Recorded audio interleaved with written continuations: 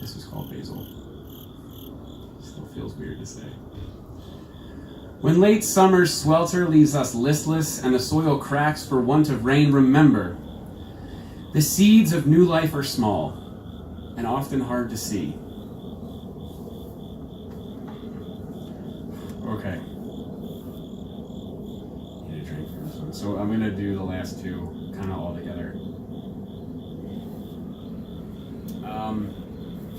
Early in the spring, like before anything budded, we thought this tree in our backyard was dead. And that sucks because it's expensive. It was close to the house, and I was like, that son of a bitch is going to fall. And so we got a quote, and it was expensive. So we let it sit for a little while. And then when April rolled around, it budded out. And I was like, oh, thank God, we don't have to get that tree taken down. And, you know, like the poet's brain was like, there's a poem here, man. And so I got a little bit of it done, and then nothing happened. And then in May, when we lost Scott, you know, this was kind of one of the things that came out that felt just like it happened. Like I didn't really write this, it just kind of fell out on its own.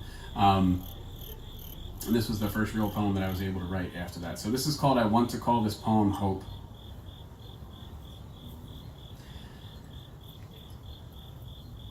We thought last winter's flux had finally drained the life from our black locust. Its gaunt limbs growing more brittle with each heavy snow, but not having funds to rip it down, the old furrowed bastard stayed put. And on nights with wind, we slept with forearms over foreheads prepared for the crash. But this spring, and surprising even itself, I think, that gnarled fucker pushed out long helix blooms, and oh, did the smell stoned the bees, and oh, did we laugh and dance in that snowfall of white petals, the joy of life not lost. Sitting in its shade just now, I'm thinking again of my friend who went too early, who thought from the immediate look of it all, he had no more color left to live and fell out of this world.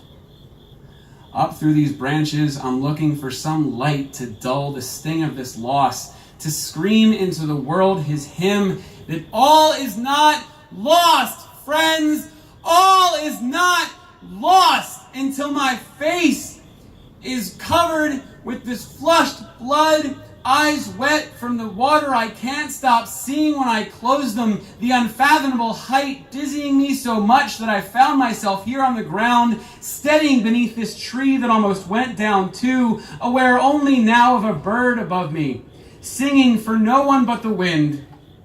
The blooms on my wife's honeysuckle vines filling our air with summer, and the pumping energy of life through the roots beneath me, a heartbeat rhythm so full of our endless changing futures. Fuck this grief. There is too much beauty here for all of this grieving.